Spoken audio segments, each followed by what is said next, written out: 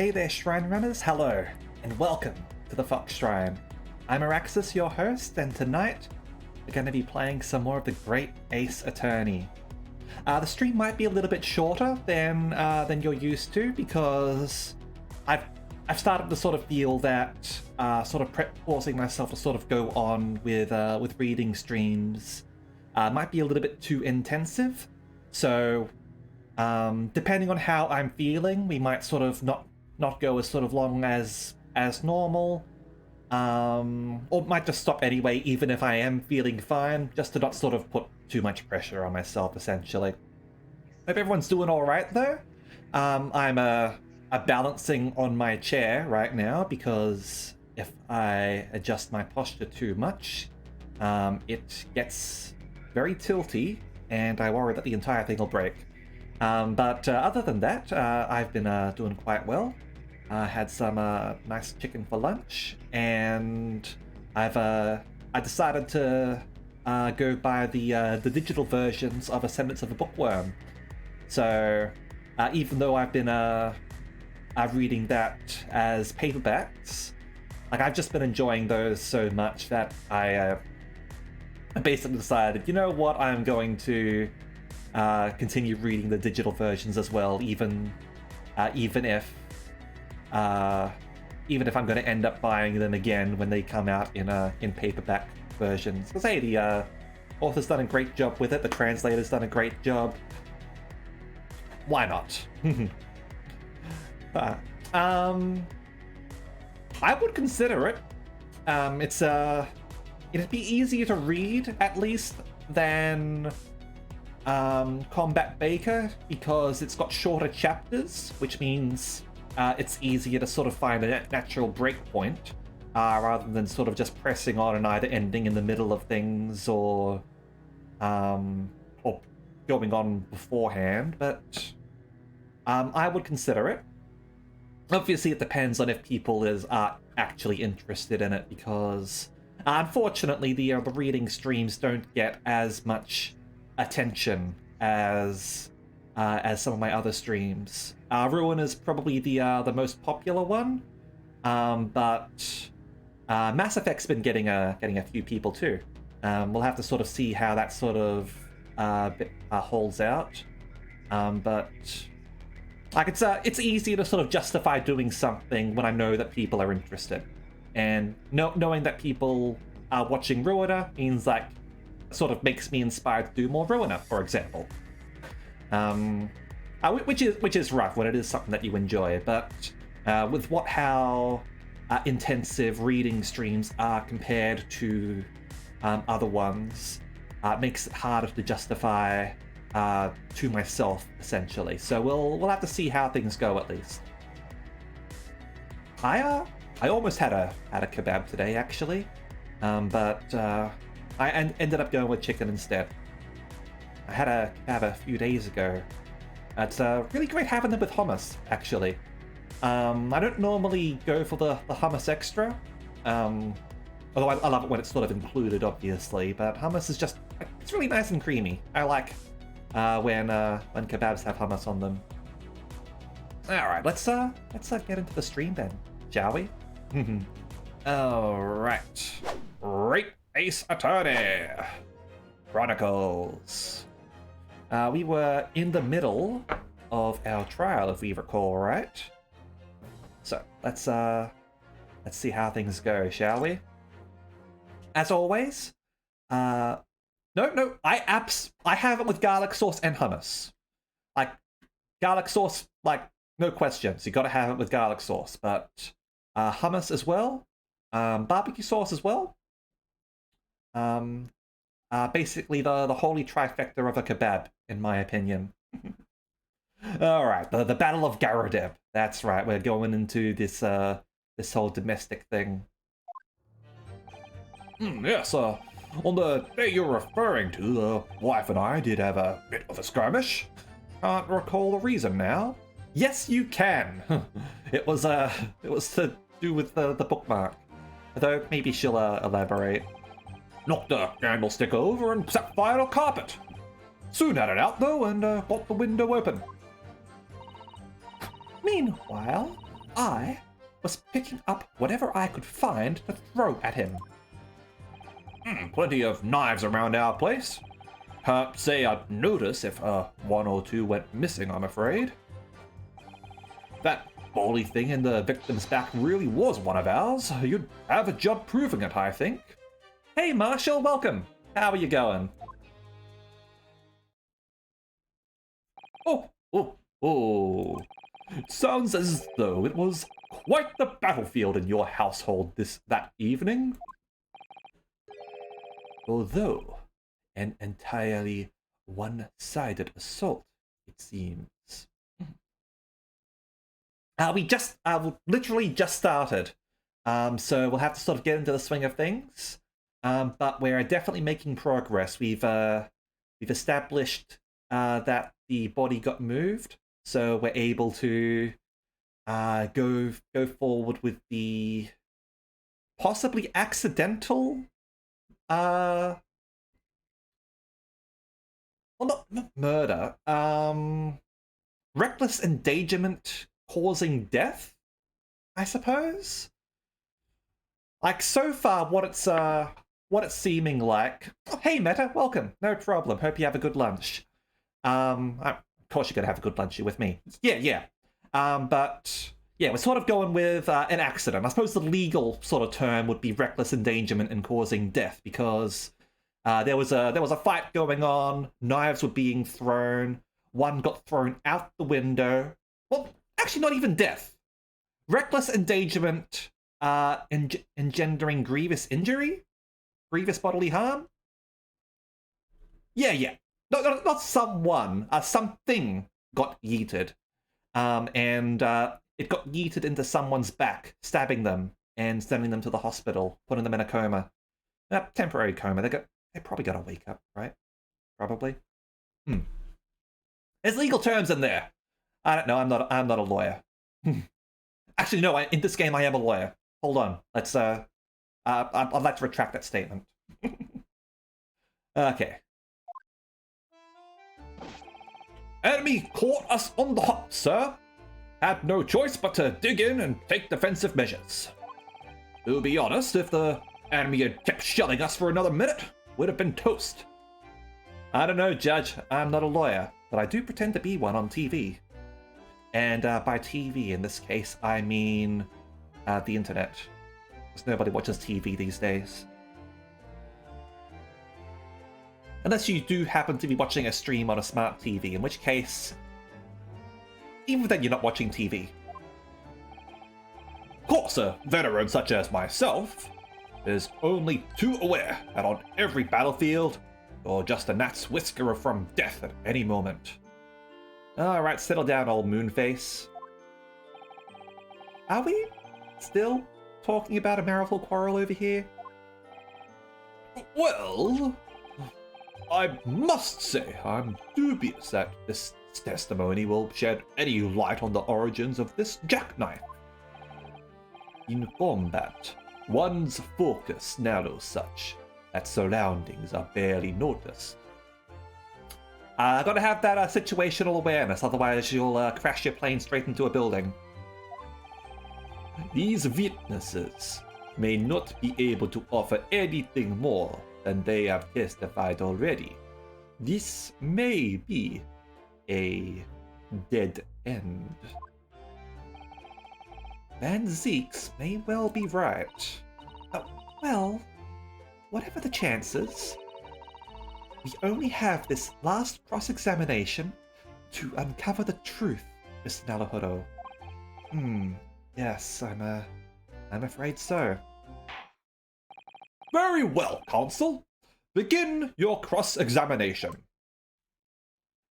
I'm glad that Bobby's no longer around, because when he was doing his sleepy voice, that was fine. I feel like maybe his shouting voice was what sort of done me in last time I streamed this. All right. Bit of a skirmish. Can't recall the reason now. It was because you were believed to be unfaithful. Hold it! The reason is what you told us yesterday, I believe. Yes, that's right. If I remember correctly, it all started because of a note that was tucked into the pages of a book belonging to Mr. Garadeb. A rather passionate note, in fact. But Mrs. Garadeb found the note, discovering her husband's little secret. And she gave him a mighty number of slaps across the face for it too. Oh, what a sordid state of affairs. Hell on earth. That just blank look that he's giving. I say, when a chap says that he can't recall such things, it's common decency not to drag it all up. And besides, half of it was wide on the mark. Anyway. A likely story. These waters run very deep. And what transpired next after these multiple blows to the face? And would you like a restraining order? Okay. Candlestick knocked over, set fire to the carpet. Soon had it out and got the window open. And the fire also spread to some items of furniture, didn't it? The bookcase, my armchair, anything of mine, really. That's actually one sign of an abusive relationship, or an abusive person, I guess. Like often you'll find that people who sort of go into a rage. And then when they sort of come out of it, they'll sort of apologize. I'm sorry, I don't know what came over me. This won't happen again. What you'll find is that these people are actually very much in control of their actions. How do you know this? By what they destroy. They don't destroy anything that belongs to them. Oh, heavens no. They destroy that which belongs to others, or the object of their ire. They'll say that they lost control, that they didn't know what they were doing, but by gum, they knew what they were doing. It just so happens there was some bath water around that evening, ordered off of a very attractive VTuber actually, and so I sloshed that around to put it out. A most precarious situation you put yourself in. Ours is a 3-story townhouse on the west side of the street, where the water main isn't connected yet. Have to draw water from a public water pump during the day if you need any, you see. Once did a hole in your IKEA table while playing King of Fighters. Oh, damn. I've joystick felt nothing.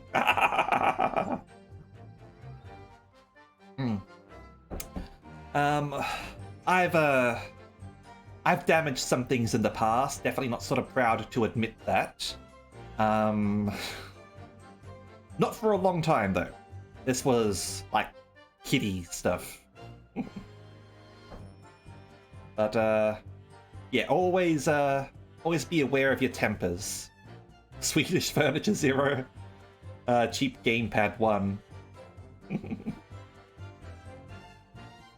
Well, it's as they say, it's a poor craftsman who blames their tools. The lodgers are always moaning that they can't get any water at night. Like to bite it, huh? I'm just imagining, like you go into like a game shop to sort of like trade in like old equipment for the new stuff, and you go to present your gamepad or something, or your old DS in this case, and the guy just sort of looks over it, evaluating it, and you just sort of instantly say, "Yeah, my dog got to it," without any prompting to sort of cover up what you've been doing. I'm sorry, Meta. It's an amusing It's an amusing picture. Did it taste any good?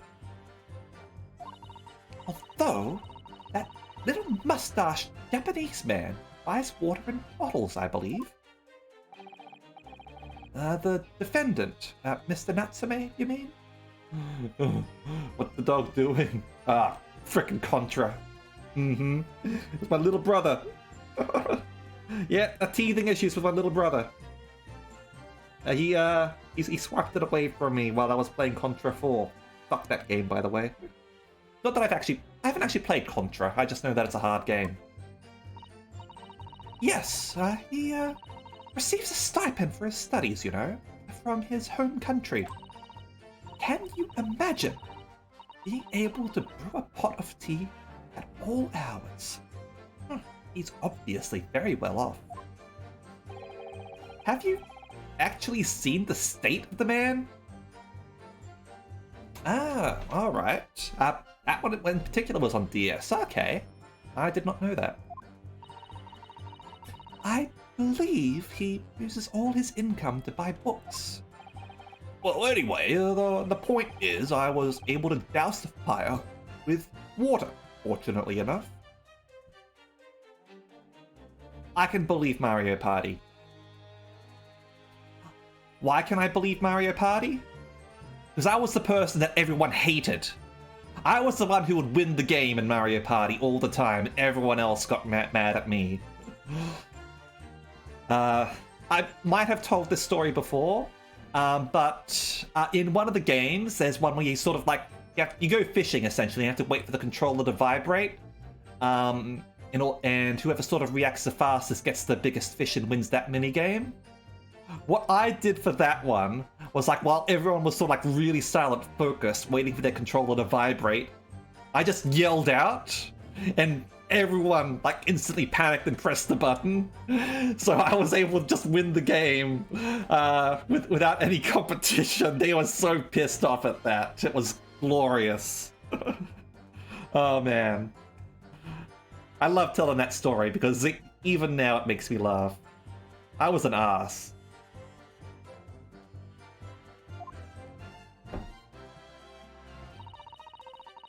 I'm also the one who, like in Cooperative Rayman, is always the one sort of like knocking other people down and trying to rush ahead. Last time you played with a friend started saying, I don't like this game. We played once and then play something else. You actually won, but stayed true to my will by asking we move on. I honestly can't recall. I'm gonna say yes, however, because I also, like, I try to play dirty in 100% Orange Juice as well. I do love that game. And considering people say it's the PC version of Mario Party, well, like, 1 and 1, get 2. I also win in Monopoly, although I don't like Monopoly. Monopoly's not a good game. Deliberately so. It's Monopoly's a political statement, not a board game, but my point still stands. Hold it! Even though the room was on fire? As far as I was concerned at the time, it was more important to extinguish my anger than the flames. When a woman wants to throw, she must throw. That is most certainly not true of a Susato takedown, Mr. Naruhodo. How did she know I was thinking that? Dirty helicopter drive-bys in Fire in the Lake. I'm not familiar with that, so I can't sort of comment there. You did have one nasty game of Battlestar Galactica, where like people were sort of like pushing people to reveal who Cylons were, and some members of the group got mad, and because like it prevented people from sort of playing the game. Like, I realize now that that wasn't fair, I guess. I people should be free to sort of like give away sort of information that they want and all that. And I was actually I suppose the victim in this because I was a Cylon who got revealed at the time, and a few other people were sort of getting upset on my behalf. It was like, understandably, I ended up getting thrown in prison for obvious reasons, and nobody would let me out. But yeah, like I do agree that in this instance, gotta play dirty. Honestly, the players were right in pressuring the person to reveal. Though maybe it shouldn't have been quite personal, I guess. I think, it's complicated. Either way, Battlestar Galactica remains my favorite board game. I absolutely love it.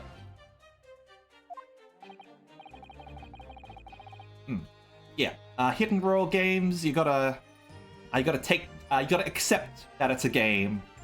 You might want to play the player, certainly. By all means, play the player. But what happens at the board, what happens at the table stays at the table.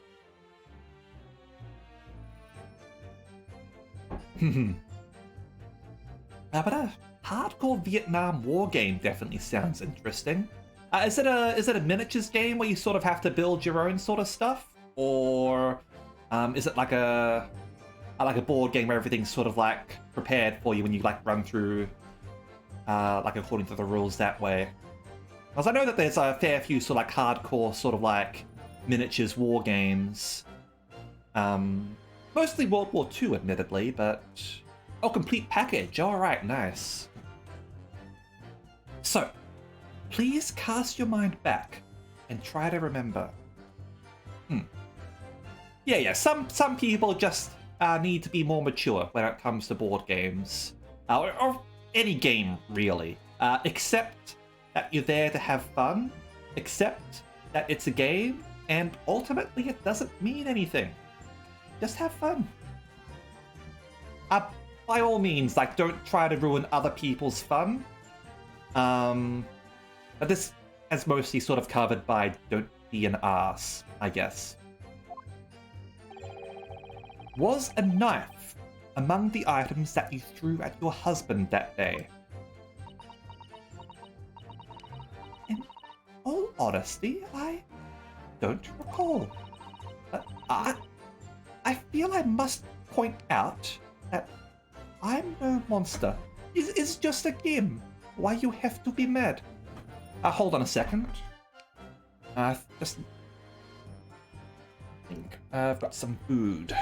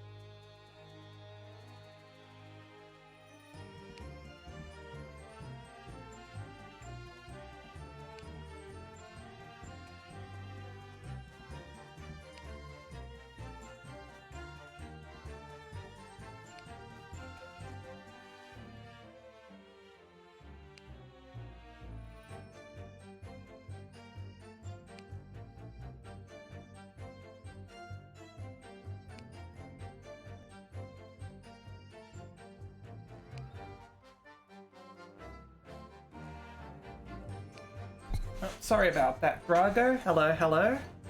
I just went to go and get a roast. Okay. Sorry, just trying to rebalance my chair. I really need a new chair, but it's not going to arrive until next month, at best. Okay.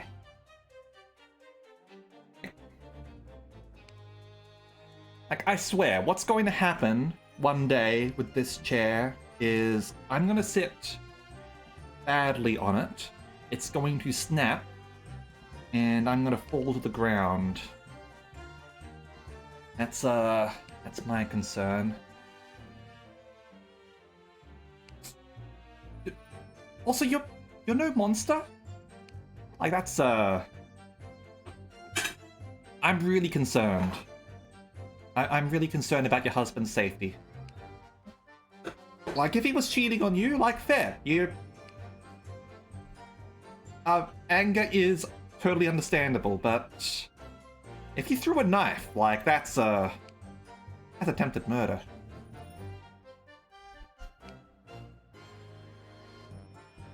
Okay. Let me see. Some bread, a cabbage, a garlic, a towel, a sponge, a napkin. What's the worst thing that can happen? People talk about chair shafts literally shooting out when you sit in it.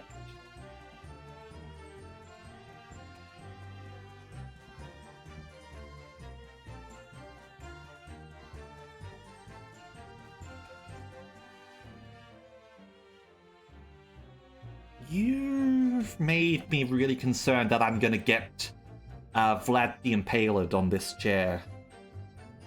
That... Oh god, that's a horrible mental picture.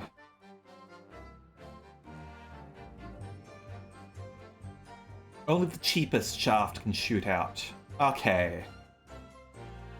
Alright. Like, this wasn't... Yeah. Yeah, it's a roast chicken. Like, it's... I haven't taken a bite yet.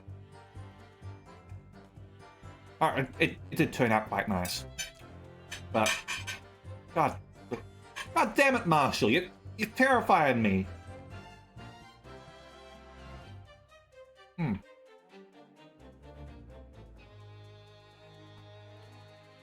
Okay, so we take note of this here. She's listing a whole bunch of... Like... She's very much lessening what she's done here. No, it's not your fault, Marshall. You're not trying to sort of scare. You're reporting what's happened. It just genuinely scared me. Oh god. So we're gonna have to come back to this one. But we're gonna press on everything first. It was really only soft items I was throwing. And I was really most restrained. The majority of them barely hit John. He is my husband, after all. I see, Mrs. Garadeb. Your thoughtfulness and consideration for your spouse is apparent. What about you, Mr. Garadeb? Do you remember what your wife threw at you? Well, I recall The Lion's Pride, of course. A jolly good book. Only just purchased it, too. And a jolly good book for burning, it seems. Oh, but it was a dashed awful scene on the battlefield, I can tell you. Oh, flames everywhere, smoke billowing. I wouldn't see a bally thing, really. I dare say I wouldn't even have noticed the knife bouncing off the old bonds. I don't think they tend to bounce, actually. You'd be surprised. Most knives are not made for throwing, so they are as likely to go hilt first and then bounce.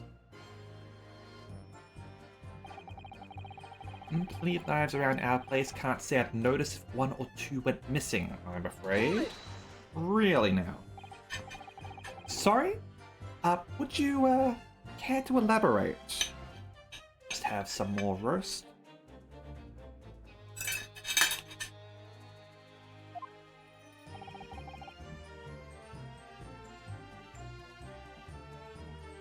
Nothing to say, really. Rather partial to a spot of carving, you see. Pipes and whatnot, fishing tackle, well, you know the sort of thing. It's a passion we both share. I like to carve little wooden trinkets too. And then there's my leatherwork. Sorry to say, we're always losing knives about the place. We have dozens of the things. Well, they sell them at the market sometimes. 20 for the price of 19. Needless to say, I snapped them up. John prefers to use 2 knives at mealtime too, instead of a knife and fork. Now, Joan, we don't want people thinking I'm some kind of savage. Ah! Here we go again with the scoldings. Why are they being so evasive? Yep, we, you know what was going on last time when she kept on pouring tea all over him? Trying to get him to stick with the story and lose his train of thought.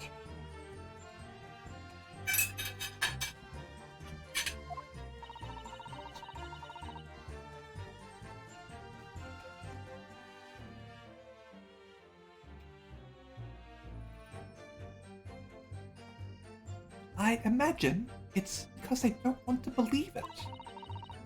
They can't bear the thought that it might have been one of their knives that injured the victim.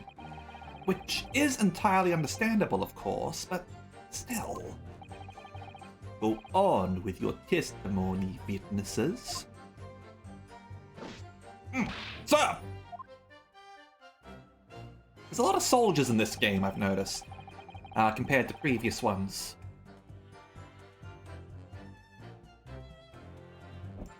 Okay. Hold it! So, you have no intention of admitting it was your knife, unless we can produce proof.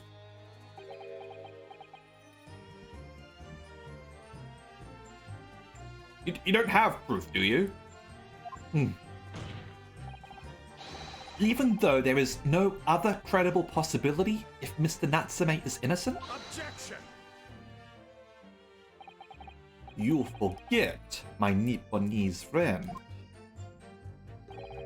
that it has yet to be established that the accused is not responsible for the attack. As if I could forget. There was some way to know who had handled the knife. But I suppose wizardry like that is just a dream. Perhaps you're thinking of fingerprinting, Mr. Naruhodo. What? You mean it's not a dream?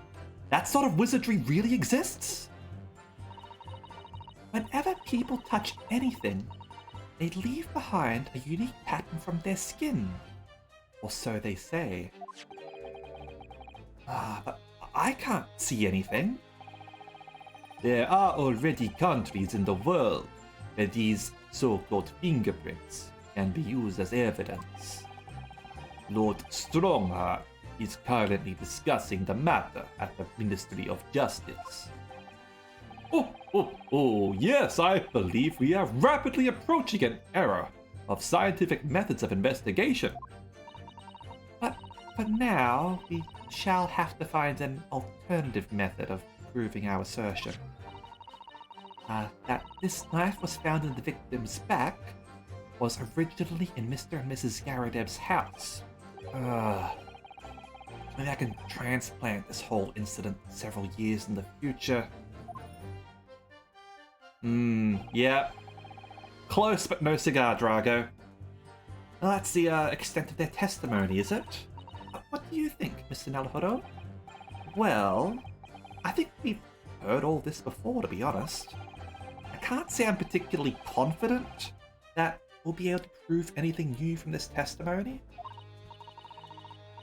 But in this cross-examination, it's absolutely essential that we establish how this knife came to be at the scene of the incident.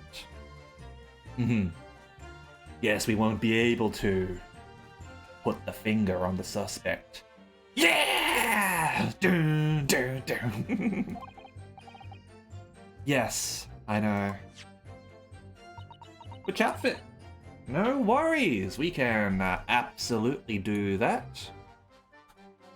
There we go. I shall be in bartender mode for this. And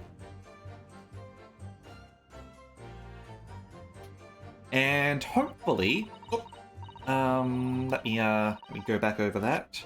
Hopefully by the end of the year, I'll be able to have another outfit. It's magic, Meta. It's magic.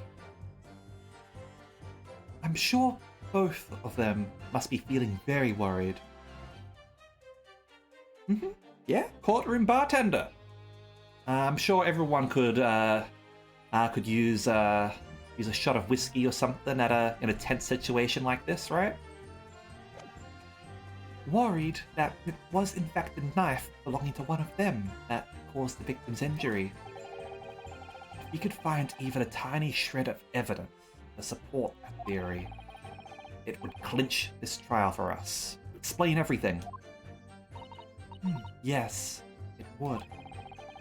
So, for Soseki-san's sake, we must find that last crucial piece of evidence.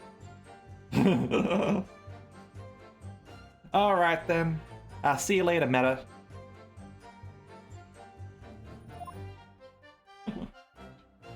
Oh man, being absolutely shit-faced in court. Honestly, I'm sure that that's happened before, and I'm sure it pisses off the judge.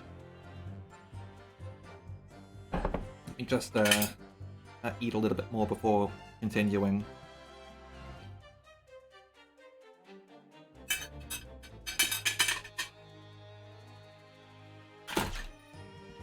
Ow. Almost dropped the controller there.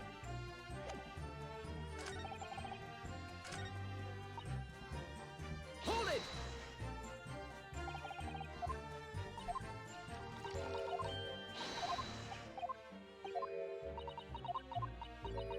By Jupiter! By Jupiter! Gods be praised! Excuse me!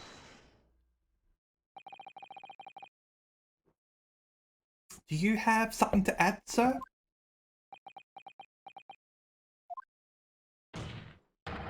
Mr. Garadeb? Huh? Oh, don't shoot! Sorry, I beg your pardon? Did your wife's remark just now bring something to mind? Nothing of any significance, no. It's just that the barrage of projectiles the old thing launched in my direction was somewhat more solid than she implies. Books, bricks, and the fire poker I seem to recall. Ouch. And the woman's aim is uncanny. She landed a direct hit with every ball of your... Good grief, woman, we're not at home now. This is a court of law. Oh, dearie me. Ever so sorry, dear. What's she even doing with a teapot in here? I mean, they let me walk around with a sword. That juror from the previous case got to bring a knife in. That old lady was knitting during court. They're pretty lax here. I'm pretty sure a teapot is fine if all those other things are. Honestly, John, I would never have thrown such things at you, obviously. I don't know about the UK, but Australian court, yes, it absolutely does have a tea break. While I was a juror, we had two breaks. One was the tea break, which was about 15-30 minutes or so, and another was a break for lunch, which was about an hour. So, absolutely, you do get tea breaks.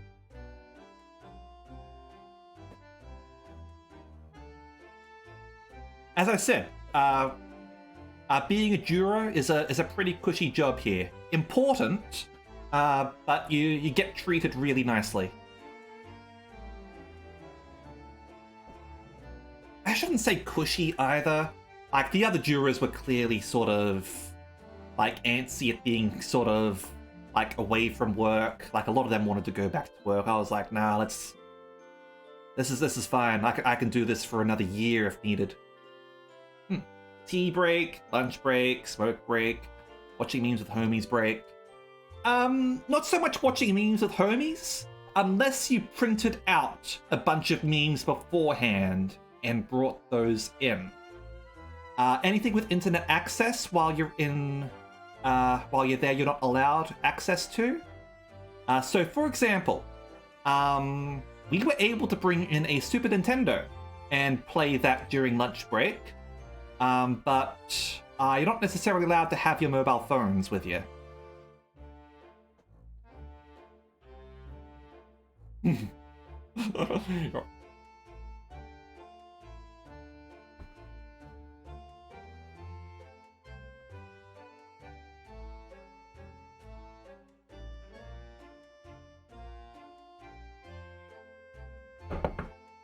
I'm telling you, jury duty's great.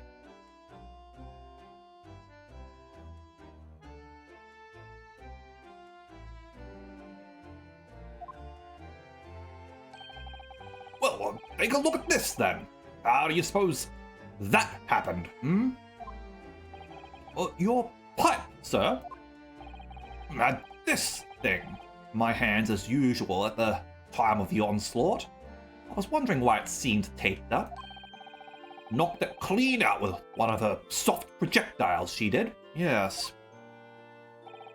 When I went to pick the thing up, it was broken in two. I'd like to see a sponge do that sort of damage. I see. Your pipe was broken. Would never have been sent flying unless it was hit by something pretty solid. Anyway, I've managed to bandage this thing up for now. You are one to exaggerate, aren't you, dear?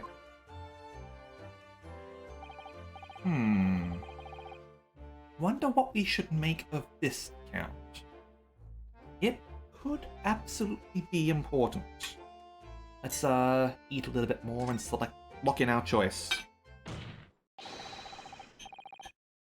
The fence believes Mr. Garadev's remarks just now to be of great significance.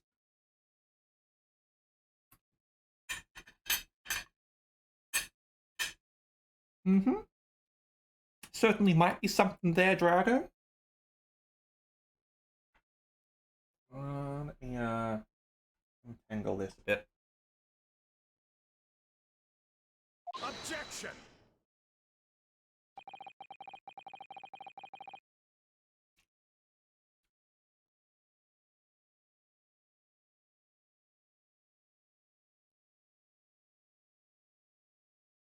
This war veteran's words only tell us one thing.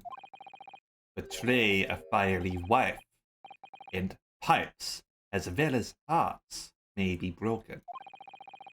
Sentimental wisdom, perhaps, but hardly worthy of adding to the formal testimony. Indeed. Common sense, one might say. Might one? In that case, would you at least permit us to examine the pipe, sir? Well, I don't see why not. Oh, dearie me. There you go again, trying to ingratiate yourself with a young lady. Very well. The court will accept the gentleman's pipe as evidence. Oh. Ah, the pipe has been entered into the court record. Mr. Garadev's pipe. Apparently, it fell to the floor during a domestic dispute he had with his wife and broke. I hope I didn't speak out of turn, Mr. Naruhodo. Alright, let's examine the pipe. Aha! Looks like there's a cut in the pipe.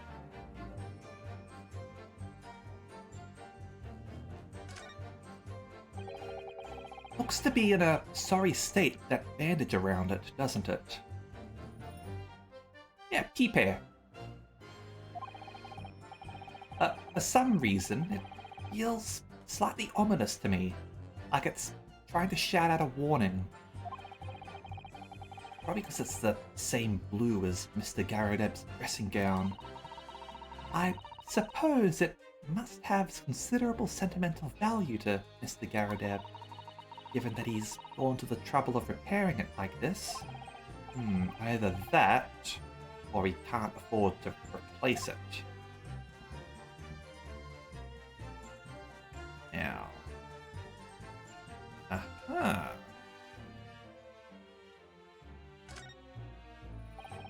There's a small nick out of the bowl here, look. Appears to have been made relatively recently. And see how there are little scrapes and dents all over it? It's clearly a well-loved pipe. Yes, you're right. Seems to be recently that being well-loved goes hand in hand with getting some battle scars.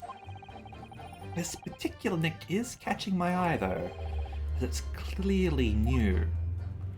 And we've got this over here. I wonder what that might be.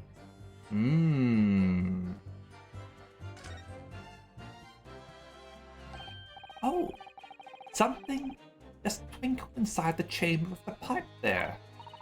Yes, I saw it. Something stuck in there, I think. Let's turn it over and give it a shake. What's this? It's a tiny fragment of metal. It looks like the tip of a blade or something. Tip of a blade? Surely it could be. Fragment of metal. This small piece of metal looks like it might be the tip of a knife blade. It was stuck inside the bowl of Mr. Garadeb's pipe. Or pipe.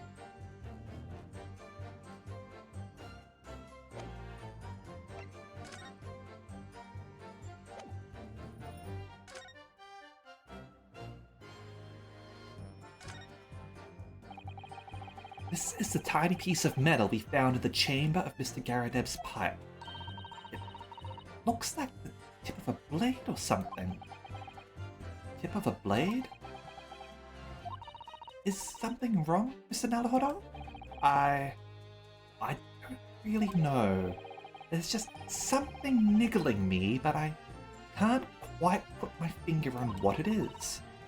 Perhaps, in that case, it would be wise to examine some of the other pieces of evidence again.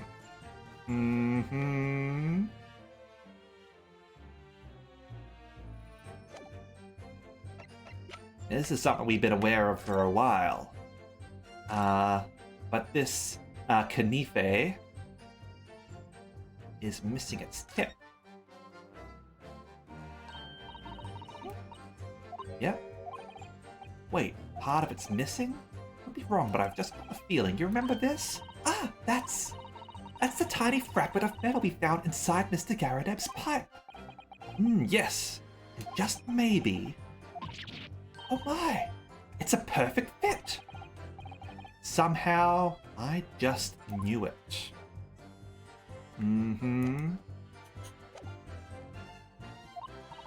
I was just feeling rather disappointed for you that your request was turned down. Oh no, it's fine. Thanks to Susato-san, we have some new evidence to work with. We should examine it carefully. Well, thank you for that. Rebuttal, Mr. Garadeb. Now, if we could return to the crux of the matter, what can you tell the court about the knife used to attack the victim?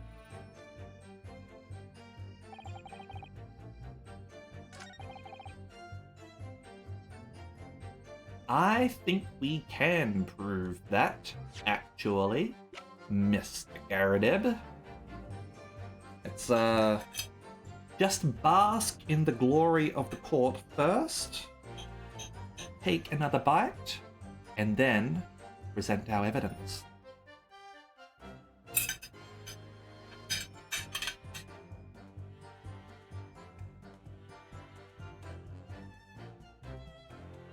Objection!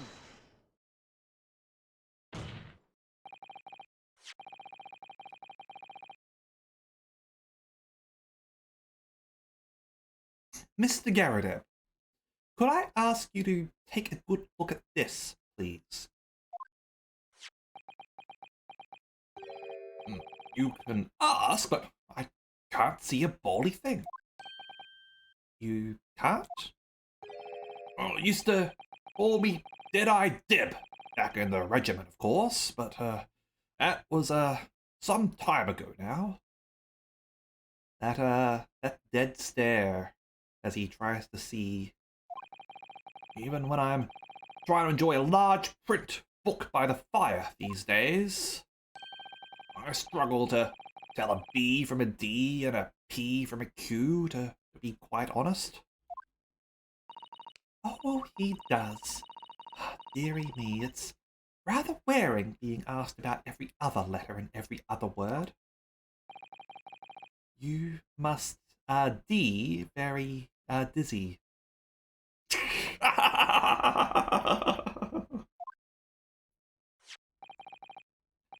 What is that? A tiny scrap of metal? Yes, almost certainly from the tip of a blade. And what may appear at first to be just a tiny scrap is, in fact, a crucial piece of evidence. Interesting. And where did the defense come by this evidence? It was lodged in the chamber of Mr. Garadeb's pipe. My pipe, you say? By Jove, what have you got there? Oh, and what precisely does this fragment of metal signify, Counsel? Are you suggesting that it is in some way related to the matter of the stabbing on Briar Road?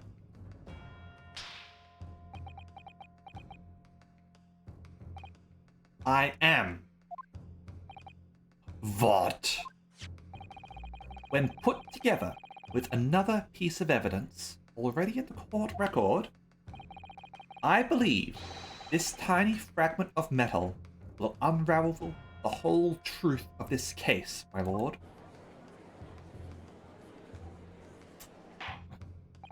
The back of his coat seems to be burned as well, I noticed.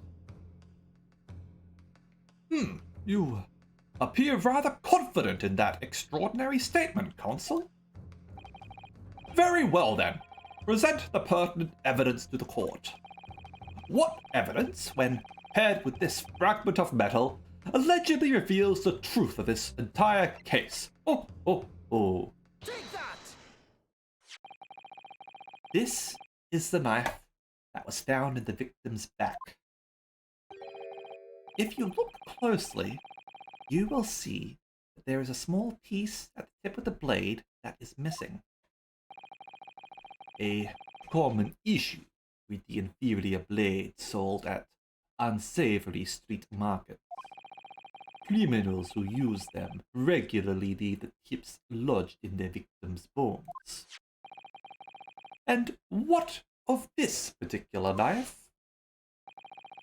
No doubt its tip has suffered a similar fate, now languishing somewhere near the spine of the victim. Objection! No, that's not the case. The tip of this particular knife's blade is the very fragment of metal that we discovered in the chamber of Mr. Garadeb's peeper. Oh! Ugh. Good grief! Lord Van Zieks! I don't believe it. The knife from the crime scene and this fragment of metal are a perfect match. Good golly gosh! Order! Order! Order! Is this some kind of Eastern sorcery? This is no magic, my lord. For I am a vampire and am familiar with the dark arts. This is a miracle. A miracle? So, Van Zieks has figured it out, has he? Counsel, explain this extraordinary coincidence at once. Yes, my lord. The crucial point we have to ask ourselves here is when did the fragment of metal find its way inside Mr. Garadeb's pipe?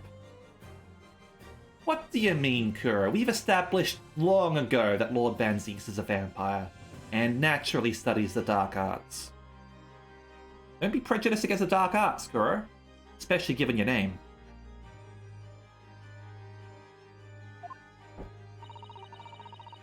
Something that was clarified for us in the most recent witness testimony.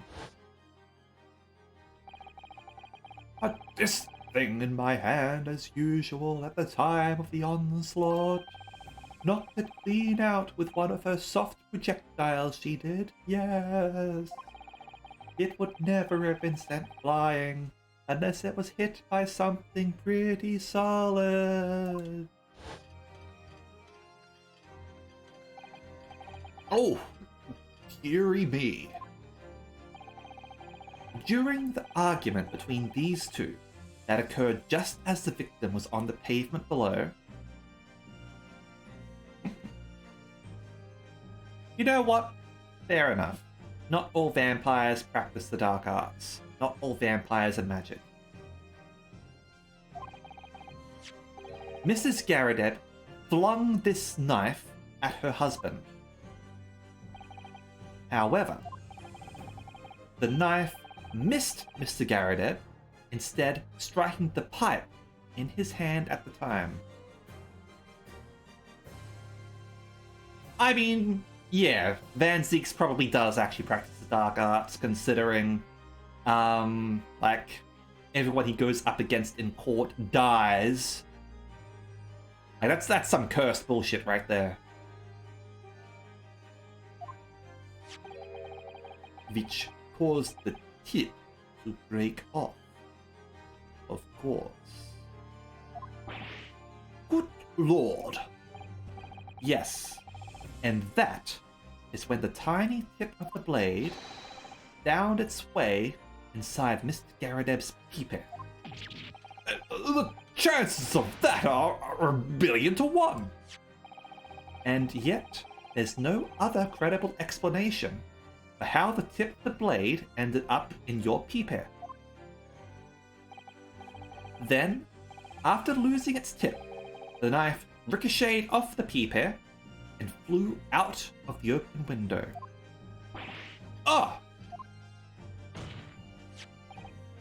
In short, this knife, which fell from the window of the Garadeb's house, is the very same knife that struck the victim in the middle of the back on the street below. Yep. That knife struck that man's peepee. Hey, Ada, welcome. Oh, gosh. Oh, dear. Oh. No! Objection! Oh, you're gonna object? Just as I am eating a bit. I mean, if you can drink wine, I can eat.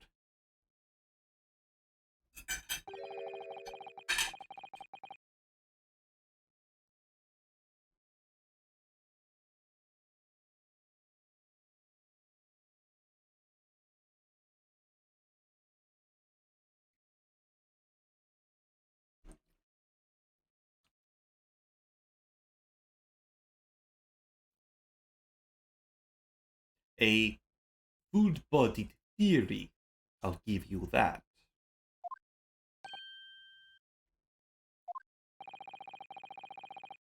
A complex bouquet of seemingly trivial points, plausibly arranged to create an almost passable vintage.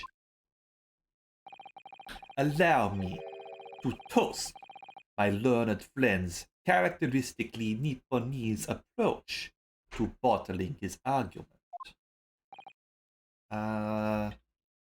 Gomen?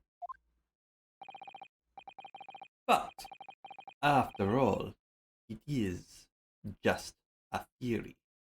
The bottle, I fear, is corked. Because, you see, it's spoiled by an insurmountable inconsistency. Look at my boot. An insurmountable what? Lord Van Zeeks, get your feet off the table and explain yourself. What is this inconsistency that you claim to have identified? I shall not remove my boot, but I shall explain. This is an inconsistency of the simplest nature, my lord.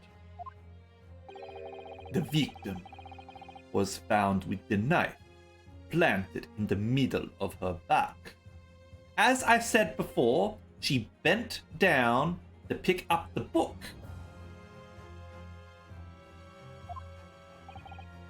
Yes, in her... Ah. That's right! You silly little man! Now, Joan, old thing, what are you getting so excited about? Let us consider the basic facts of the case once more. The victim was walking along the pavement before being stabbed in the back and falling to the ground. If the knife had struck her had fallen from above, there's no possible way it could have planted itself into the victim's back. Ah!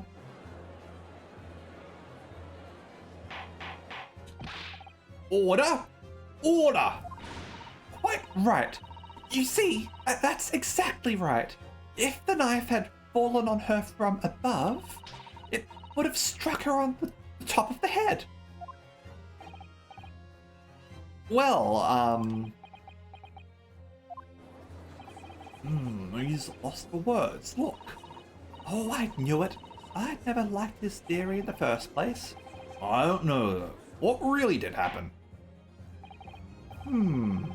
It would appear the defense has made rather a spectacular blunder. Oh. If a theory has even one inconsistency, it cannot stand. Your theory, my learned friend, is history. Alright, let's have a drink. Thanks, Kuro. To inconsistencies in history.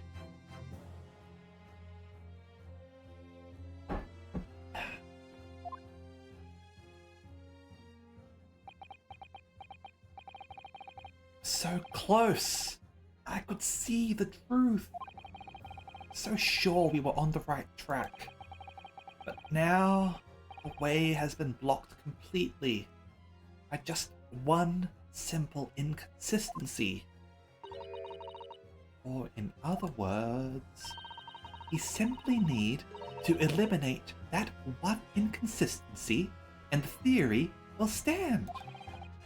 Miss Susato! You mustn't worry, Mr. Naruhodo. You were just caught off guard, that's all, and your mind went blank. But if the path you were on is indeed correct, then a way will present itself. The key to this is in the court record, I'm sure. All the information you need is there.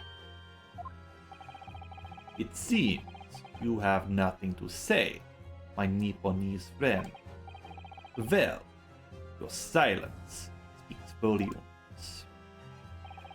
A tacit acceptance that your theory is fatally flawed. Objection!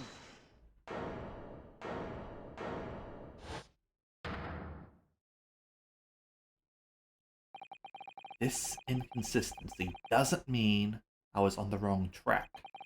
It means I need to sharpen my mind and dig deeper for the truth. It's a test! Yes!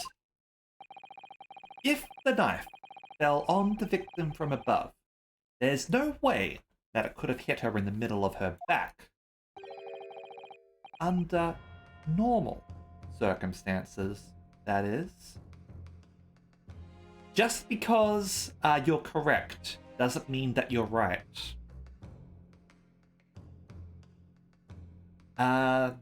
Just because I was incorrect doesn't mean that I was wrong.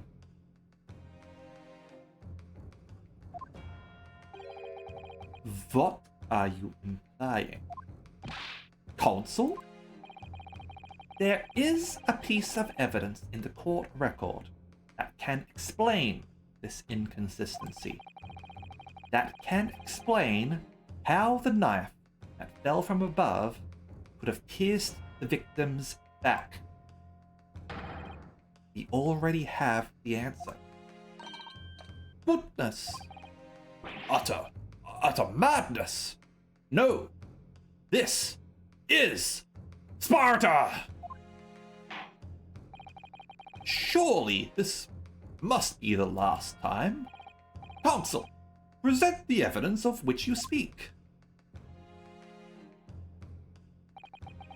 This is the last inconsistency.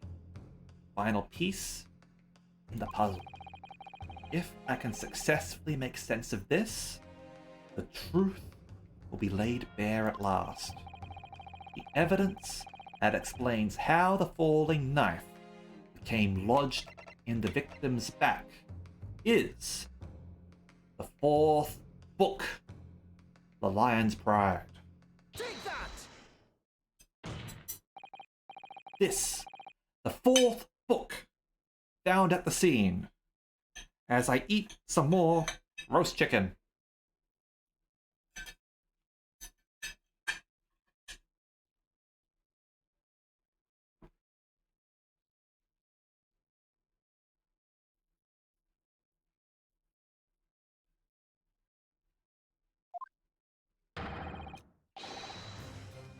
This is the final piece of evidence the defense will present.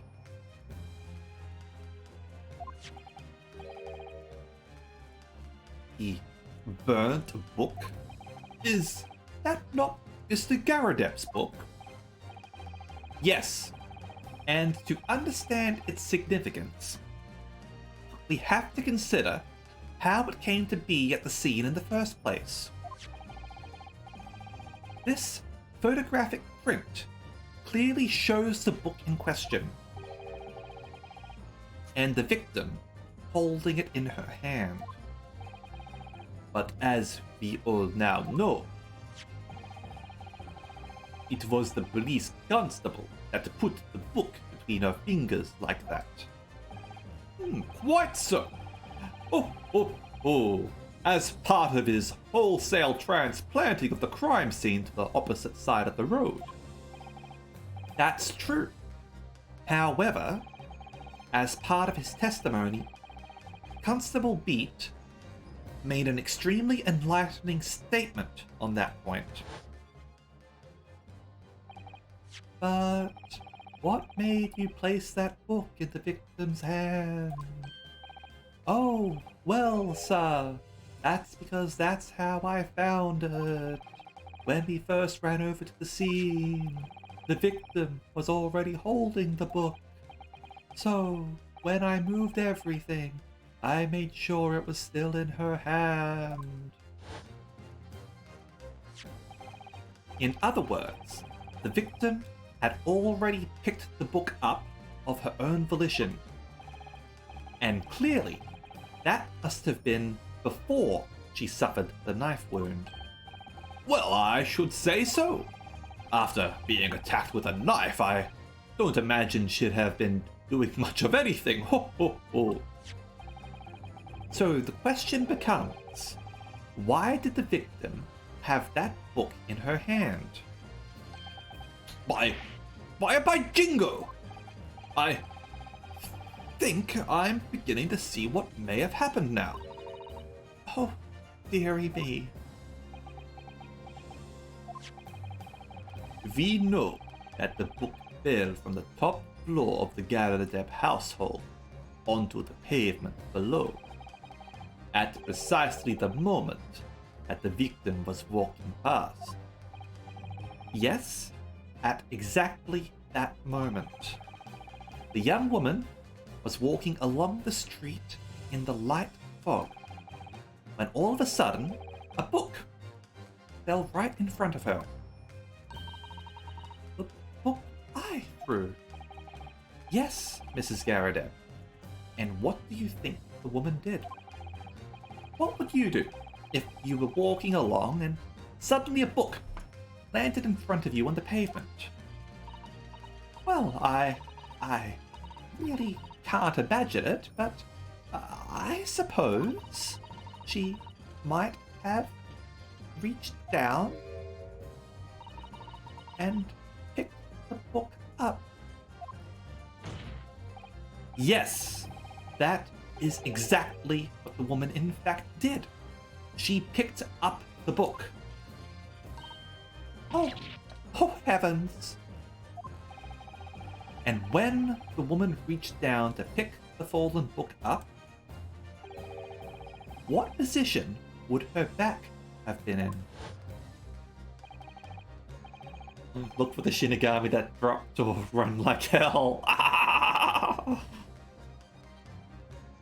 The Shinigami that dropped the Death Note. That's right. Facing the sky, completely and utterly defenseless. Then, in the very next moment, while the woman was still bent over picking up the book,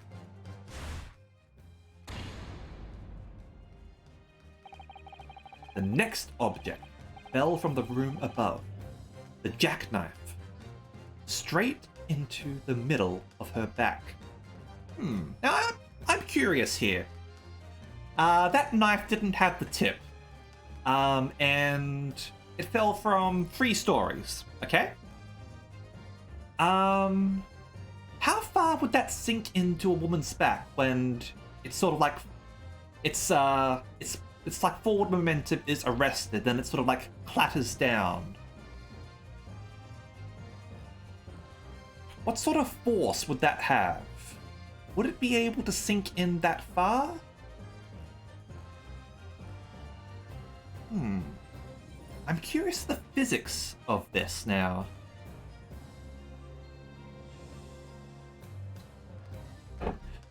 Someone bring me a physicist!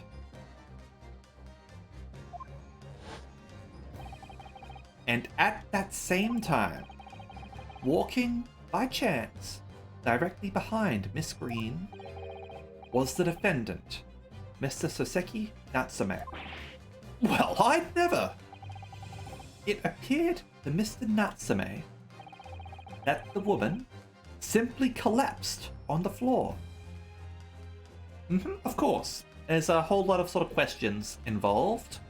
You probably would be able to calculate the movement.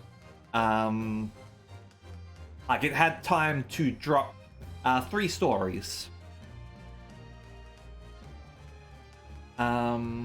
We know that the knife was missing its tip, and probably of poor quality. The knife would have some weight to it, given the handle of it. I don't think it went through bone. It didn't kill her or anything. Yeah. I can't imagine it sort of cutting deep like that. Like looking at that, like it looks like it sort of like sank in quite a ways.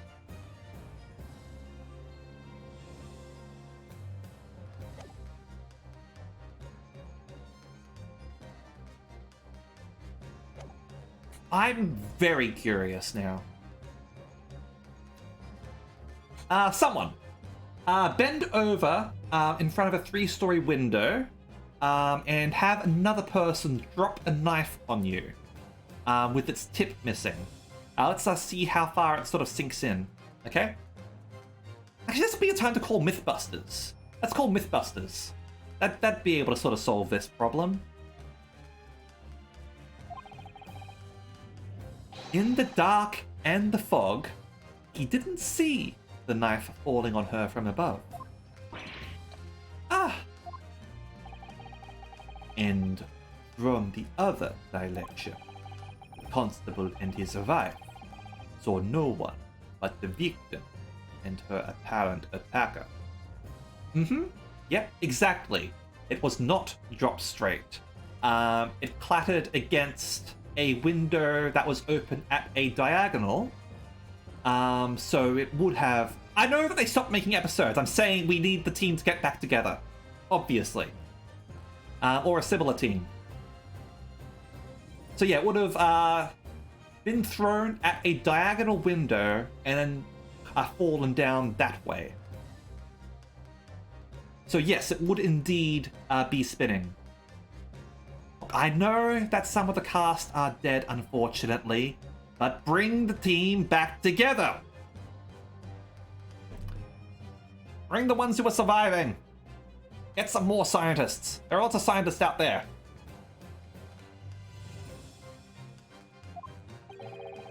So there never was a real culprit to run from the scene in the first place. Oh. No. This was nothing more than a series of unlikely events that culminated in an unfortunate accident. And that is the real truth behind this case.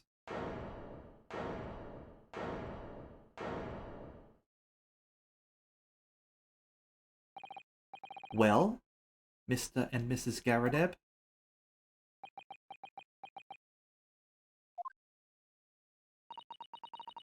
The very first time you showed me that knife, I had my suspicions.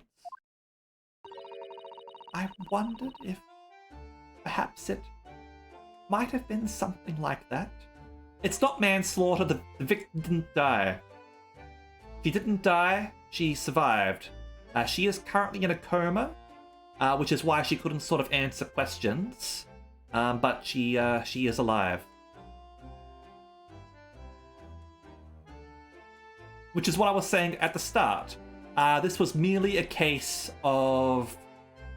what is it? Reckless endangerment causing grievous bodily harm. Because obviously throwing knives is reckless.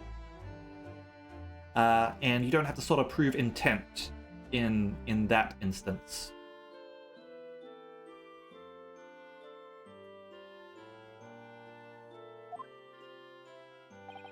There, old bean. Ah, poor Mrs. Garadeb.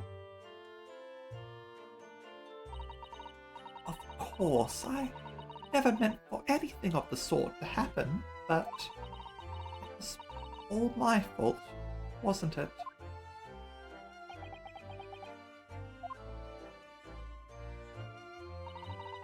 I take full responsibility. I let my anger get the better of me. I threw that book, and I threw the knife as well.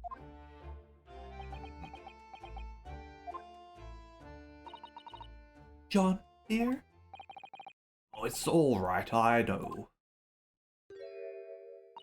I'm ever so sorry. Truly. I'm sorry.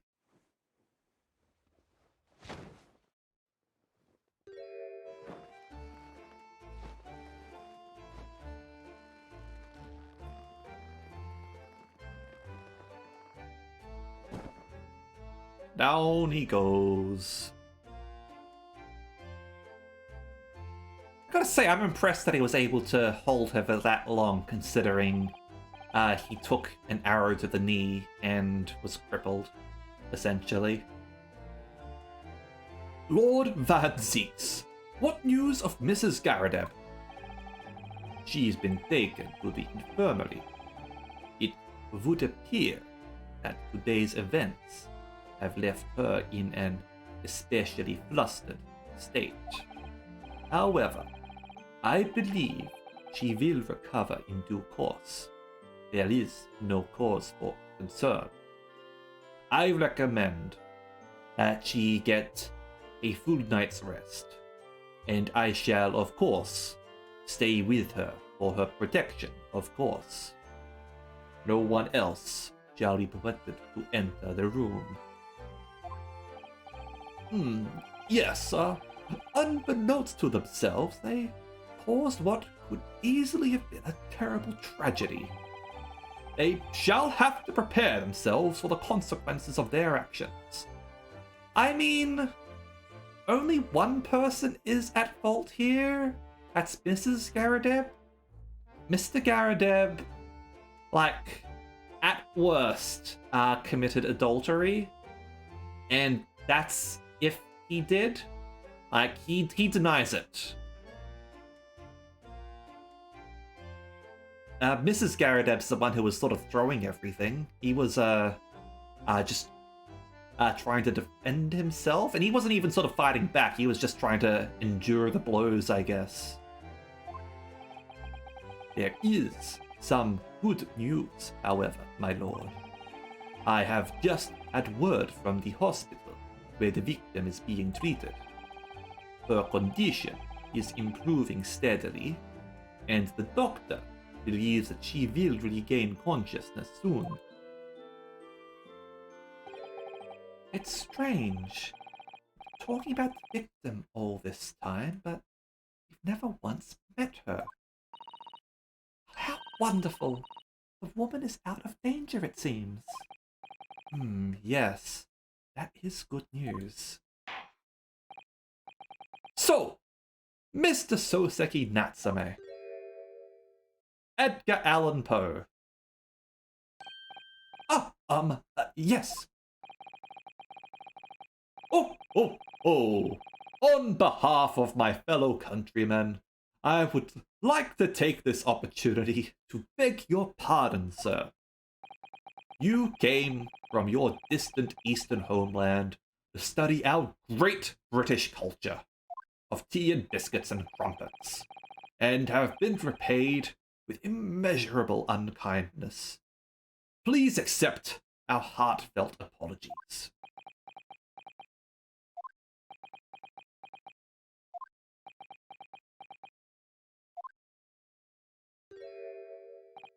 No, it is me who should be begging your pardon. Oh, no, Mr. Natsume. Yeah, this is, still basically where, height of British Empire, imperialism, all that sort of stuff. Totally makes sense for them to be saying that. Wonder what they think of jellied eel. That evening, when the young woman just collapsed on the pavement before my eyes, I jumped to the wrong conclusion again, in my confusion. What conclusion, sir? I was sure that the woman was dead. Yes. Constable Beat said the same thing, didn't he? He thought she had been killed too. I suppose she must have looked completely lifeless.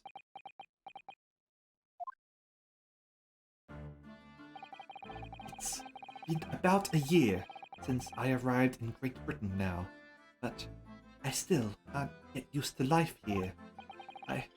I can't relax. I'm sure that there are evil spirits lurking in the fog. Like, they're haunting me. Poor Soseki-san. His imagination really has got the better of him. Yes, poor man. So, when it happened, I thought the young woman had been taken by the fog spirits. I should never have dropped my books like that and run away. I should have called for help, for a doctor, for the police. Instead, I've managed to create a rift in the relationship of trust between our two empires. And for that, I am truly sorry. I mean, apologize to the victim. You ran away without trying to help her. Oh. One could indeed say that some sort of mischievous spirit has been at work here, I think. One that created a chain of unfortunate mishaps. We were befooled by this spirit and led to false conclusions. But thanks to Lord Van Zeeks and our young lawyer here from the east, that chain has now been broken and the spirits exorcised. I heartily commend you both. Apologize for a whole nation when making a little miscalculation.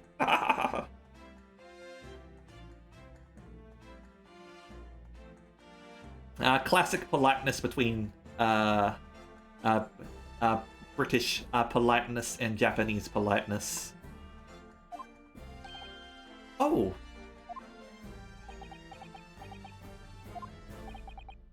Now then, ladies and gentlemen of the jury. Yes, my lord. In concluding this trial, I must ask one last time for your decisions regarding the defendant's culpability. Are you ready to present your findings to the court? As a foreman of this jury, I can assure you we've reached a fair and just conclusion. I do declare, truth can be extremely cruel at times. Well, I didn't suspect the woman next to me, that's for sure. Sitting in for the old bean while she's out of action, you know? But I know what her decision would be. Does this mean I'll finally be able to get out of here and start work? Well, about time. I say, I'll have a corker of a story to tell the grandchildren when I get home, won't I? Not that I heard any of it. Oh. Very well, ladies and gentlemen of the jury. I hereby demand your final decisions. Juror 5 looks Scottish. Well, he did have an Irishman previously. Possibly two. Well, only one that was confirmed Irish. That was the defendant of the previous case. But like there was someone who looked. He turned out to be the guild master of the carriages. But he looked like so stereotypically Irish, it was crazy. Like he had like lucky horseshoes and was dressed in green and all that. But he didn't speak like an Irishman.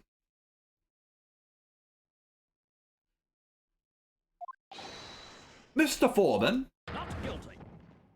Not guilty. Not guilty. Not guilty. Not guilty. Not guilty.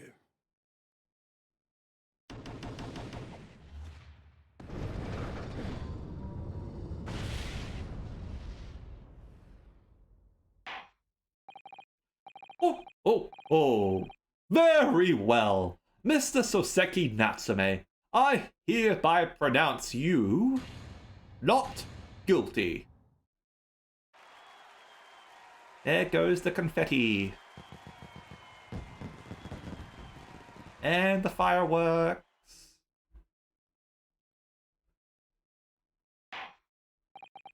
A traditional part of the UK justice system.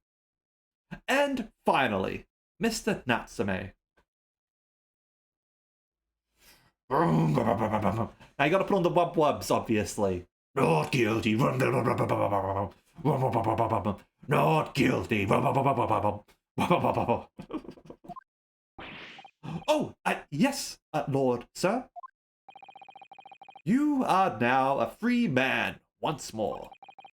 It is my hope that you will continue to further your education in British culture.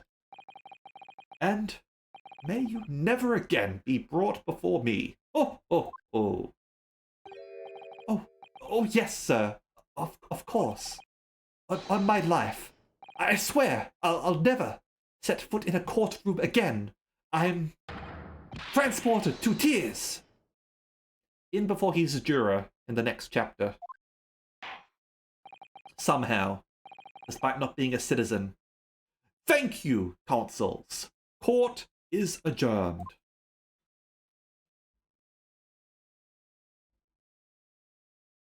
Alright, let's eat a little bit more. I think I got a little bit too much to eat, to be honest. I had a rather big lunch.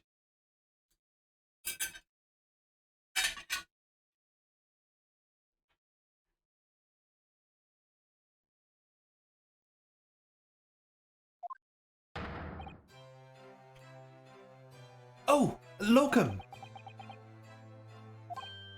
Wait, you mean me? Regular pizza, garlic bread, and hot wings. That sounds nice. What do you normally have on your pizza, Drago? Of course! Is there another Locum here? Is there even one? Compared to the original Locum student, Mr. Naruhodo Esquire, your name has become rather short, hasn't it? What's wrong with using my actual name? Oh! At last! I'm free! I'm free! Joyful, joyous, jubilant, jubilation! Heady, hearty, happiness! Hurrah! Oh, I am pleased. Mr. Natsume is delighted. Would it be so hard just to say that to them? Locum, you did it! You saved me from the brink! Well, what happened to the poor woman was in no way your fault, after all. I'm just glad that everyone can see that now. No, not that! Lovely, loyal, Locum, lawyer! Yes? I mean, as I said before, I have just never got used to life here in Great Britain. Every time I look over my shoulder, I see foreigners. I see towering brick buildings. And from high up windows, I see them looking down on me, laughing. Look at that little hunchback. Oh dear, I'm sure it's all in your head, Mr. Natsume. But today, you, Locum lawyer, gave my gloom the boot. You stood firm behind that baronial bench before all those babbling British. You battled to the bitter end, laying bare the baffling truth. And when I beheld the blinding fireworks among the beams of the Bailey's roof, I bellowed, "Behold the best barrister ever born!" So many bees. Well, that's very flattering, and we're very pleased for you. This has given me a wonderful anecdote to recount to my old friends back in Japan. Ah, an anecdote? Is that what's to become of all my hard work? Ah, there you are, my dear fellows. Ah, I apologize for keeping you waiting. I rose late this morning. Oh, Mr. Sholmes! What a pleasure to see you. I see I am here not a moment too soon. A disaster has been averted, I'm glad to say. Oh. The trial shall begin presently, Mr. Naruhodo, and I wish you the very best of luck. It's, just finished. What? No! Then my haste was in vain? Ah! It's you! Herr Loch Sholmes! Oh? Have we met, sir? This is, Mr. Natsume, the man that you had arrested, Mr. Sholmes. Ah, I see. I failed to recognize you at first. Our previous encounters have, taken place in the gloom, either of your bleak lodgings or that prison cell. I simply couldn't place that curious face in the light. Charming. This is all your fault, Herr Loch Sholmes. You're the reason I had to go through this terrible ordeal. I'm going to give you a piece of my mind. My apologies, sir, but I assure you I have placed you now. You're the fellow who abandoned that poor young lady and ran off, are you not? Ah. Had she been taken to hospital more urgently, I feel perhaps she would have regained consciousness by now. Oh. But it was unavoidable, I'm sure. Hold on a second.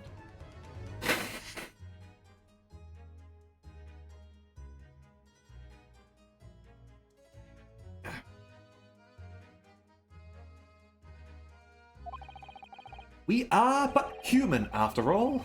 Anyone would have been shaken by such an experience.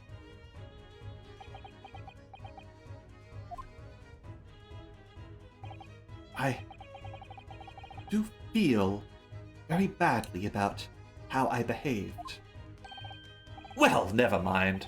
Now then, what was it that you wanted to say to me, sir?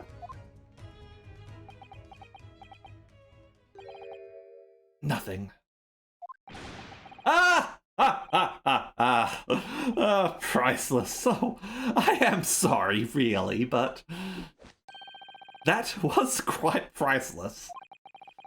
Poor Soseki-san.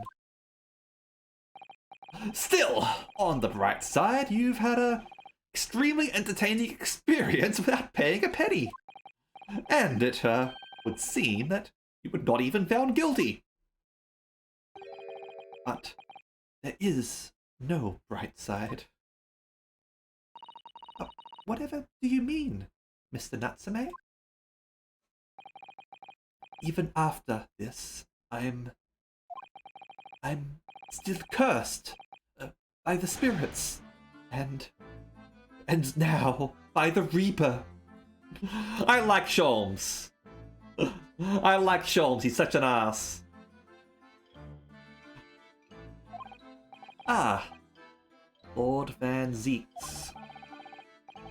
I haven't forgotten, you know, what facing that man in court means. Even if you're found not guilty, you're still doomed. It will be all right, Mr. Natsume. If the Reaper appears trying to make trouble, I will protect you. Yeah! With a perfectly executed Susato takedown. Much as I like being turned on my head, a bit of warning might be nice next time, Miss Susato.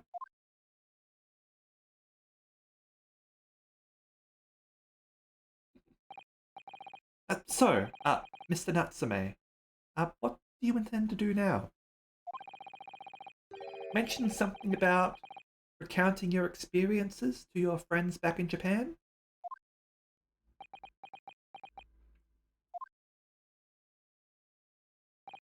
Yes, I intend to return to my homeland soon. Oh. It has already been a year since I arrived here in Great Britain. I've visited universities, libraries, bookshops. I've been honoured with the tutelage of professors. I've learnt so much about the wealth of literature here and the city it has shaped. And I've come to realise that it is my calling to sail home and tell my fellow countrymen about it. Oh, that's very touching, Mr. Natsume. Or, in perhaps less veiled terms, you wish to withdraw halfway around the world to escape the terror of the Reaper's curse? That's not it at all. The more I learn of literature, the more this strange feeling claws at my insides. I feel compelled to return to my roots and attempt to pen a work of my own. Oh, I see. A work of literature by Soseki-san. Would be an interesting read. And what about Miss Susato and yourself, Mr. Naruhodo? Sorry? What about us? Will you return to Japan alongside your mustached compatriot? Why would we? A week has not yet passed since we arrived in London. Yeah. Like his appearance, is a dead ringer for Edgar Allan Poe of all things. I'm curious about what the name might mean, however, because there's obviously a meaning behind his name, but I wasn't able to pick up on it, admittedly. But appearance-wise, Edgar Allan Poe. Like one for one, almost.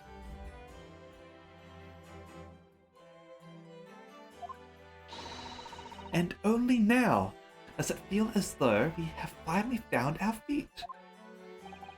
And you are accommodated in a hotel at present, are you not? How is his name spelled? Natsume Soseki.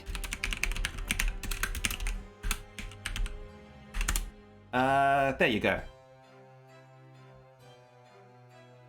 Now, it is possible that his name got changed in the localization, because they have definitely done that a few times. Some names they kept the same, some names they changed up so that, in order to keep the joke. Because obviously we're not going to understand, Japanese jokes, so they've converted the names over to something that would convey the humor to English speakers. So direct, huh? Okay. Kokoro, Botchan, I Am a Cat, Kusamakura, and his unfinished work Light and Darkness, scholar of British literature, and writer of haiku, kanji, and fairy tales. Alright! Impressive! Cool. We would have been able to find that immediately if we had just looked it up. But yeah, appearance-wise, he looks like Edgar Allan Poe. And there was actually a cat in his apartment, which was probably a reference to I Am a Cat. I feel like I've heard about that book before. Is that the one where it's about a sarcastic cat who talks about his adventures or something like that? Yeah, satirical book. Yeah, talking about an assortment of middle-class people.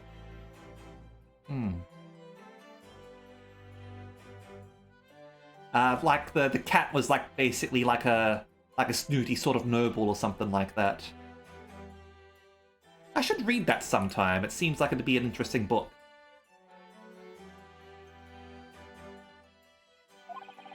That's right, but we need to find lodgings before it bankrupts us. I've calculated that we can only afford another 10 nights before our entire budget is exhausted. Well then, you could take my lodgings. Oh, the windowless room. Ah, but what it lacks in windows, it more than makes up for with a floor, a ceiling, and walls. Great. And of course, I'd be happy to leave behind the accused evil spirit. Oh my, an evil spirit? Oh yes, it tries to suffocate you while you sleep. It's an infallible wake-up call. I feel like it's the cat. I feel like the cat is sitting on your face. We'll, think about it if that's alright. Perhaps I can offer a more welcome alternative. Would you consider taking lodgings with me? Really? Well, a vacancy has conveniently presented itself, though it is up in the attic, I might add. Are you sure it isn't just a storage loft?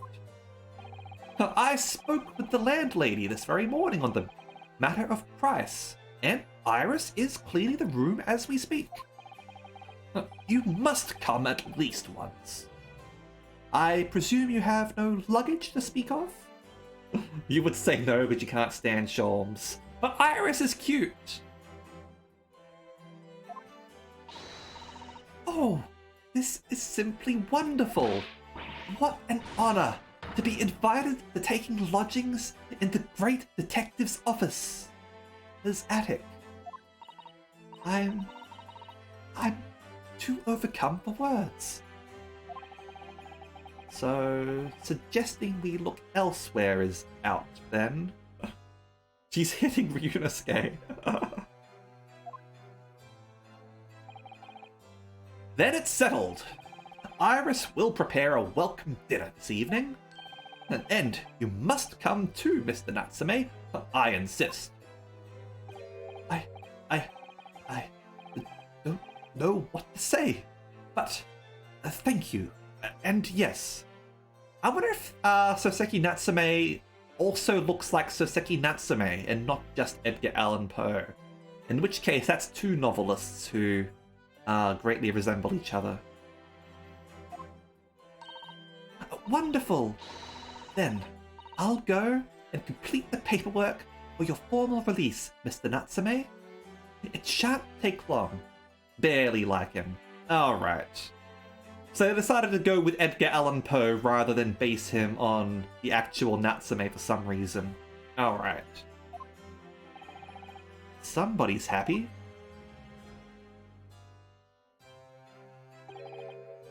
Locum, I knew that you wouldn't let me down. I'm truly delighted to have met you here in London. Staying in the same room? Ooh. Alright, see you later, Kuro. Likewise, Mr. Natsume. It's been a privilege meeting you two. It's a shame that I'm going to have to say goodbye so soon. Well, I've come to realize that I belong in Japan. But Locum, we'll meet again one day. Yes, I'm sure. And hopefully by then, I'll be a successful lawyer. Hopefully by then, I'll be a successful author.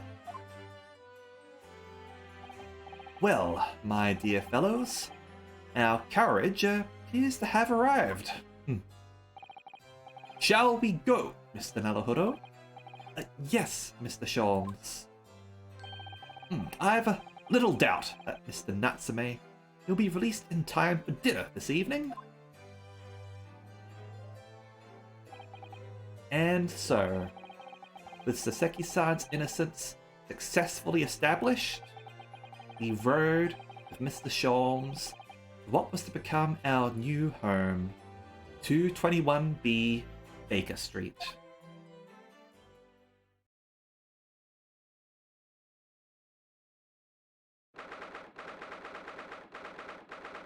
'20th of February, 4:41 p.m. The attic room. this isn't too bad for an attic. It doesn't look too dusty or anything. Are those mushrooms or onions or garlic? You know what? I take that back. I'm concerned about the fungus in the room.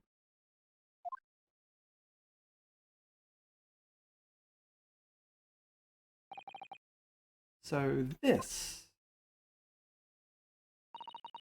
is to be our new office. Yes. I probably would enjoy Judgment, certainly. I mean, it's like Yakuza 0, right? Because it's basically in the same universe. But yeah, unfortunately, it's not on PC. Only console I've got is a Switch, because I don't have a TV in my room. I've got a TV, but I don't use it for anything. And I don't like using the TV to play games. Takes place 2 years after Yakuza 6. Alright.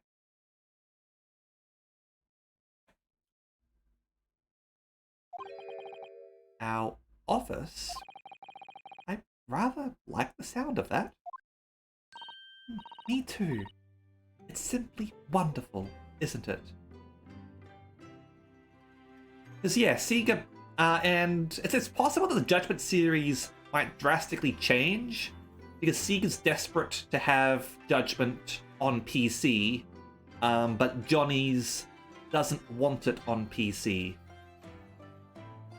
Because Sega's basically seen how much their games sell on Steam, and they want to sort of release it on there, because otherwise they'd be wasting money. Losing out on a fair bit, but because Johnny's is so far in the past, and one of their talents is playing as the lead character in it, down to likeness, not just voice, and they don't like their talent being in anything digital. Like it's weird. They're a very, very like traditional Japanese company and behind the times. So I'm wondering what's going to happen with the Judgment series.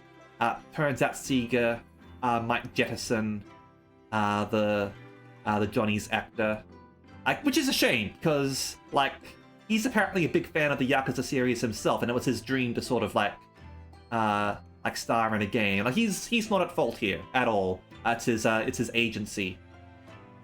And I feel sorry for the guy. Sega's probably going to have to sort of get rid of him if they want to continue Judgment, or the Judgment series is going to end. Sega? I'm used to saying Sega. Like, I know it would be Sega, like in Japanese, but I'm used to saying Sega. Because obviously I learned that when I was little. And yeah, Sega. Segata Sanjiro, Segata Sanjiro, Segata Sanjiro, Segata. But yeah, I just grew up saying Sega, and it's kind of stuck. Consider it an accent. Sega.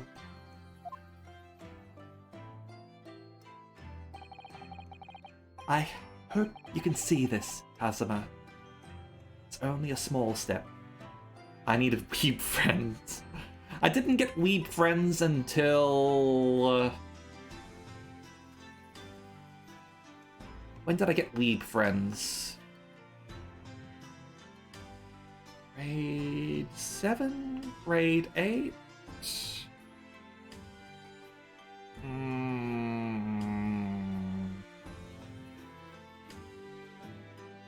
Not until high school, certainly.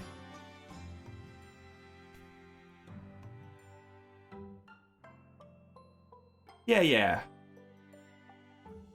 Like, I had weeb friends in high school, and that's how I sort of got into subtitled anime.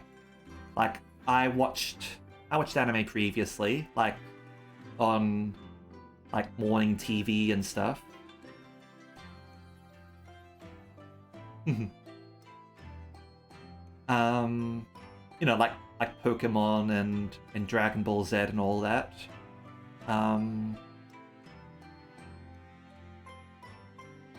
But I didn't sort of get into subtitled. I got introduced to subtitled anime with Naruto, actually. Like I had some friends who sort of like to sort of talk about it. They sort of described like the entire sort of first arc to me. I was like, oh, that sounds cool. And they gave me some discs and told me to watch it. And I did. And I really got into it. That's how I also sort of got into Japanese music in general too, because I really liked the opening and ending music for different anime and all that. Yeah, and that's how Araxis became a weeb. But I'd like to think, getting a little closer to your dream now. So, my dear fellows, do you like the place? Ah, Mr. Sholmes. Yes, thank you so much. You look like an anime protagonist now without your goggles on. Oh, geez. Yep, CDs. I remember CDs.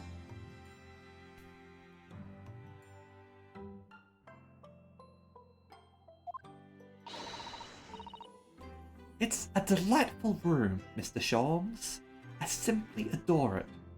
Like, he literally looks like Amuro or something like that. Like, with that sort of hairstyle. Good. I'm pleased to hear it. Iris and I are delighted to welcome you. Oh, I hope everyone's hungry. It's nearly time for dinner. We'll eat as soon as Mr. Natsume arrives. We have a lot to celebrate. And is this when Mr. Natsume dies? Iris? Must let me help you. Alright then, Susie. You can be in charge of the salad. Splendid.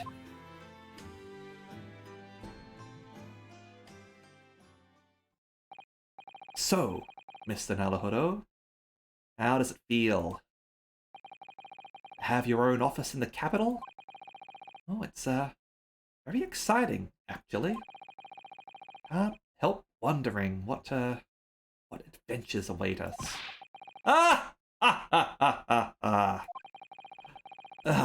Those were precisely my sentiments when I first established my office at these premises. Until I discovered the dark truth about the city of London, that is. Sorry? London is a glorious place, full of wonder, opportunity, prosperity, and mirth.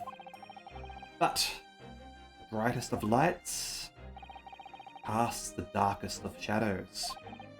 Shadows? What do you mean? Well, I believe you're well aware of the murkiness that lies behind London's facade already. That of Moriarty's dark hand. So, once again, Mr. Naruhodo, welcome to London.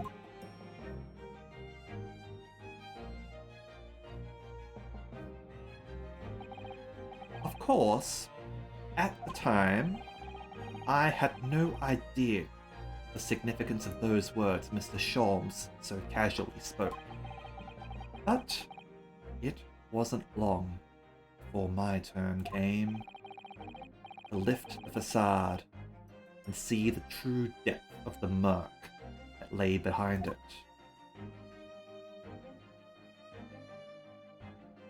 End.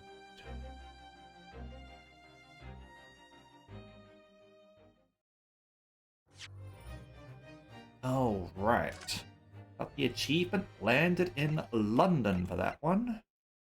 Let's save over the top of that. Okay. The Hounds of the Baskervilles. Adventures of Unspeakable Story. But you know what? I think we'll leave that to next time. As I said, I was going to do a shorter stream this time. Going to experiment with lengths at least for these reading streams, just to sort of see where things go. Neki Kitsu, you've raided me just as we're ending. I'm so sorry. How is your stream though? How was your stream? Hopefully, no, that's all right. That's all right. I'm just sorry that I can't sort of entertain the people that you sort of brought along.